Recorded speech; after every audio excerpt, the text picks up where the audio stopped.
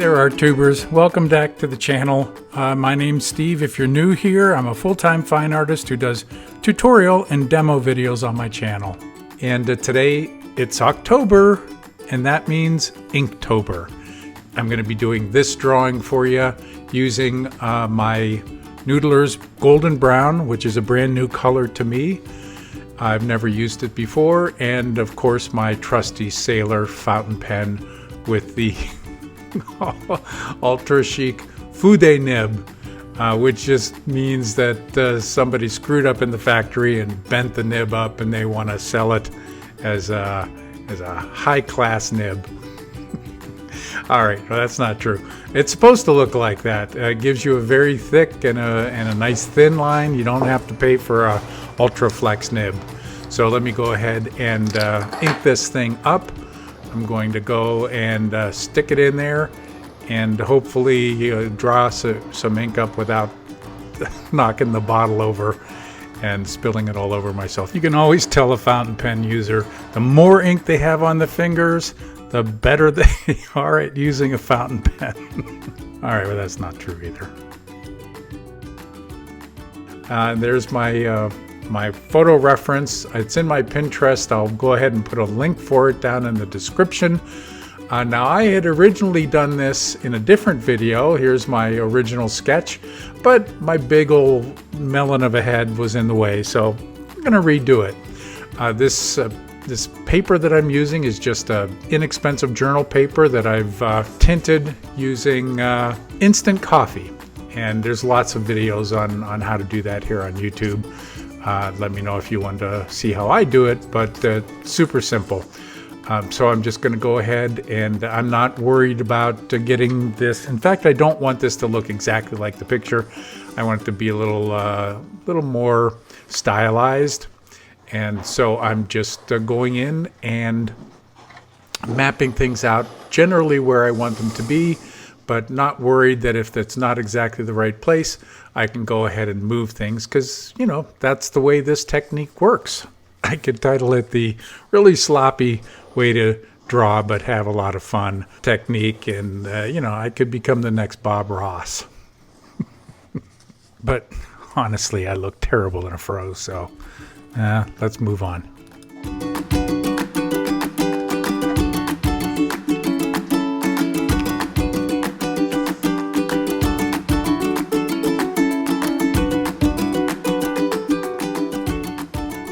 So if you notice, I'm getting a lot of different line variations here just by taking and turning the nib as I draw. You know, to get a thin line, I use the very tip, and to get a thick line, I'll use the flat of the nib, and rotate it as I'm drawing. It's just it's a technique that you kind of get used to, and it becomes second nature after a very short time.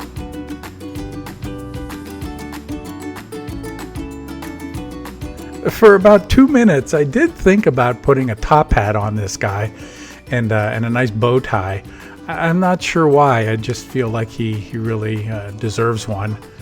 But I chickened out at the last moment. But who knows? You know, maybe by the end of this video, I will have put one of those on him. So we'll just see how this ends up. As you can tell, I really planned these out. I put a lot of thought into them. I have to say, I've never seen one of these out in the wild. I have to do a little bit of research about them. You know how I am in my videos. If you've watched me before, I always give you a little bit of background about what I'm drawing.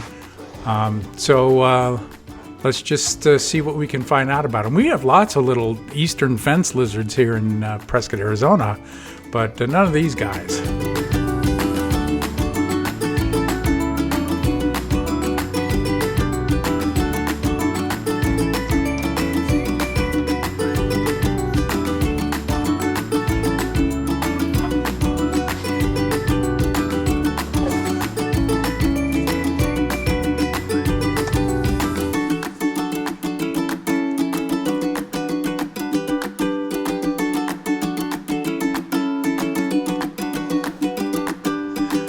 All right, well, I've gone over to my favorite source for learning things about animals, and that, of course, is National Geographic for kids. So what they say is that, let's see, chameleons normally live in the rainforests and deserts of Africa, and that probably explains why I've never seen one in the wild. I don't get over to Africa all that often. It says here, really interesting, the color of their skin helps them to blend in with their habitats. Chameleons hang out in trees, you would expect, are usually green. Those that live in the deserts are most often brown. But the coolest thing that they say here is that they ask, so how exactly do chameleons change colors? The outer layer of their skin is see-through. Beneath that layer are special cells filled with pigment, the substance that gives plants and animals color. To display a new color, the brain sends a message to these cells. I'm not making this up, this is true. To display a new color, the brain sends a message for these cells to get bigger or smaller. As this happens, pigments from different cells are released and they mix with each other to create new skin tones. For instance, red and blue pigment may mix to make the chameleon look purple. That is so amazing. 150 species of chameleon exist, ranging from the size of your thumb to that of a house cat. Holy moly. Some species of chameleon, such as the tiger chameleon, are endangered, but others, like the Drakensberg dwarf chameleon, are not.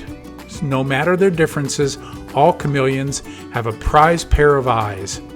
Their eyes can move in 2 different directions at once, giving the lizards a panoramic view of their surroundings. This eye-popping reptile really knows how to scale up the cool factor. That is, I mean, I knew that they could look in 2 different directions at once, but the fact that their skin is see-through, that's completely new to me. I was today years old when I learned that. So what do you think? Have you ever seen one of these guys out in the wild? I mean, even if you saw one in the zoo, let me know about it. Put it down in the comments. I'd love to hear about it. Did they do anything? Are their eyes moving around? Seems like whenever I go to the zoo, the animals are just sleeping and hide, and they want nothing to do with us, which makes sense. I don't imagine they sell these in pet stores, do they? I mean, is it something that people have as pets? I don't know. I used to have, the green lizards that, as I was growing up, that you get down in Florida, in the United States.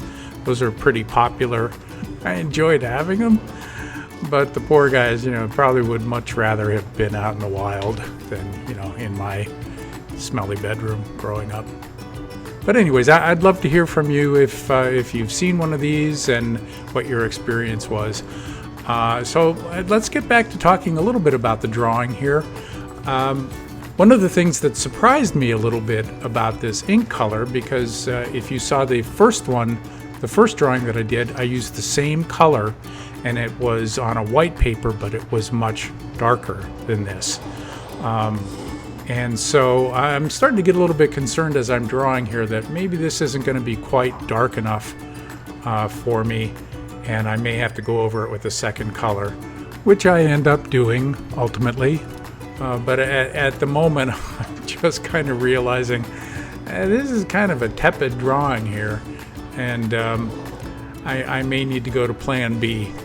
But there's no mistakes on this. This is easy enough to do, and you only stop when you're defeated or you've finished. And I'm too dumb to admit defeat, so I will go in and add a second color as I go along. But I really encourage you, if you've never drawn with a fountain pen and your own kind of ink, I would encourage you to try it. Fountain pens are not real expensive, and you can use the cartridges that come with the pen, or like a lot of us, you pick the exact color that you want to use and you put it in the pen. It's a whole lot of fun to do. but you have to not be a real neat freak or be afraid of having your fingers get dirtied up. But hey, I mean, you're into art, so one of the things we know is that if you do art, you're going to have messy fingers. It's just how it is. So.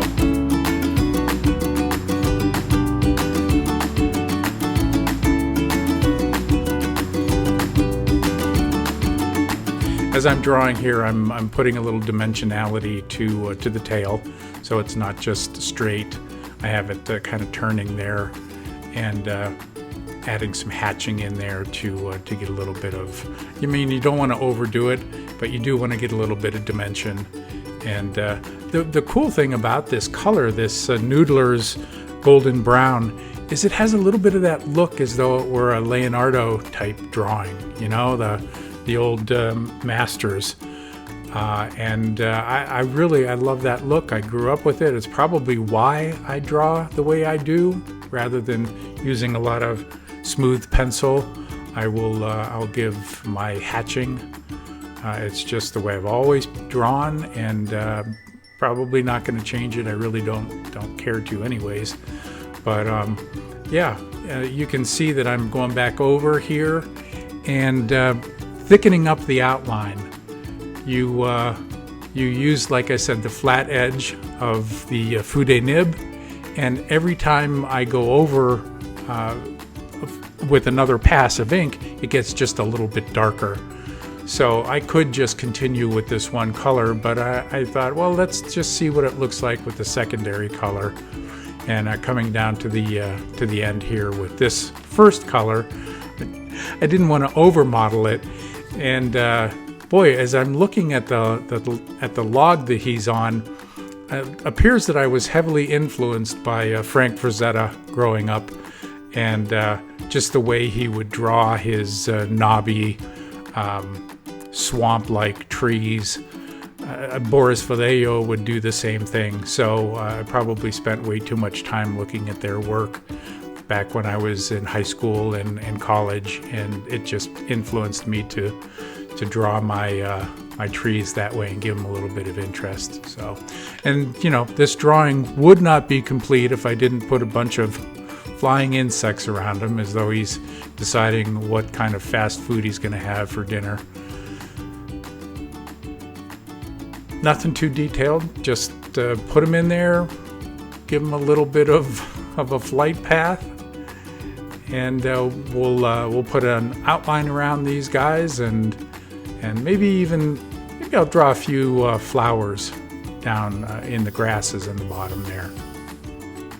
I don't know what it is. I go through phases of different colors that I want to try, and I've been on a brown kick lately, and so this one, along with the Diamine Ancient Copper, which is coming up, and but I think that this Diamine Copper is the perfect complement to this more yellow Noodler's golden brown, and so they really go well together, and I'm excited to give this second color a go.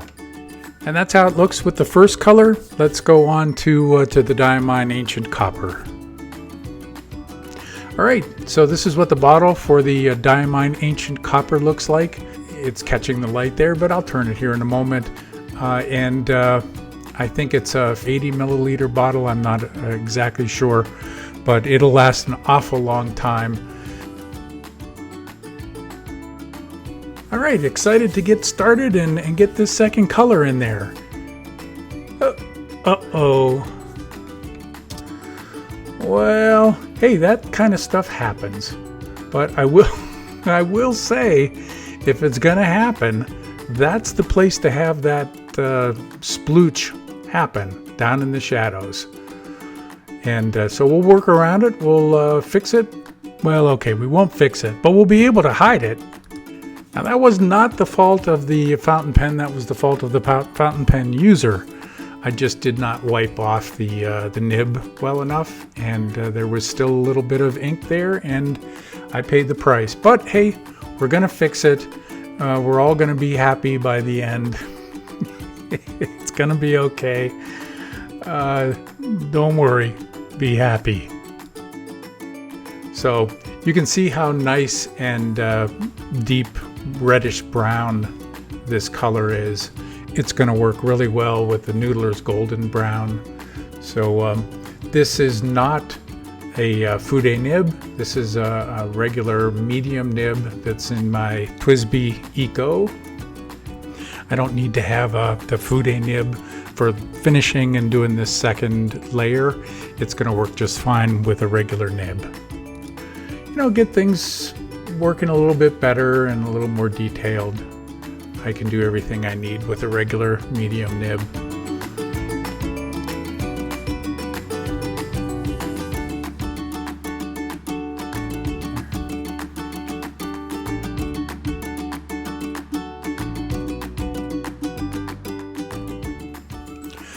So what do you think? Are you guys doing Inktober? I do it whenever I can, but I would love to hear if you're following the prompts that they give you, or if you're just kind of like me doing your own sketching. I don't like to be told what to draw, so I just kind of make up what I want to do. Let me know if you have a favorite fountain pen color that you like to use, and I'm always open to trying new colors. I just picked up an Iroshizuku color that looks like pencil called Kirasami that I'm really excited about giving a go to.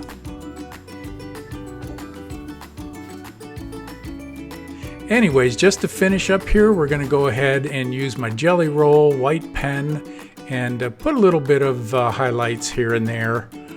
Now the nice thing about the Jelly Roll is, like the ink that I'm using today, it is water resistant, but not very. So if you want to put it down and maybe you don't like it, you can always blot it up, or you can swish it around a little bit of water on the ink, and that will give you another tone variation. But yeah, I appreciate you checking in today. I hope that this was enjoyable for you and you don't feel like you lost 20 minutes of your life that you'll never be able to get back. Yes, the link to the photo reference that I used is in the video description. It's on my Pinterest boards, and you can go over and give it a try. I love these two inks, and I will be doing a lot more drawings with them, but I have a lot of other ink to use, so probably won't get back to using them quite as often as I would like. Well, I think I've done enough damage here for today, so I'm going to go ahead and close up the studio, turn off the lights, and I've got lots more of these drawing videos coming. I have a new oil painting video that's going to be coming out in probably the next week or so, so keep your eyes open for that. Like, comment, share, subscribe, especially if you like these kind of videos and you have some time to waste. So anyways, until the next time, get your art on, and I'll see you down the road.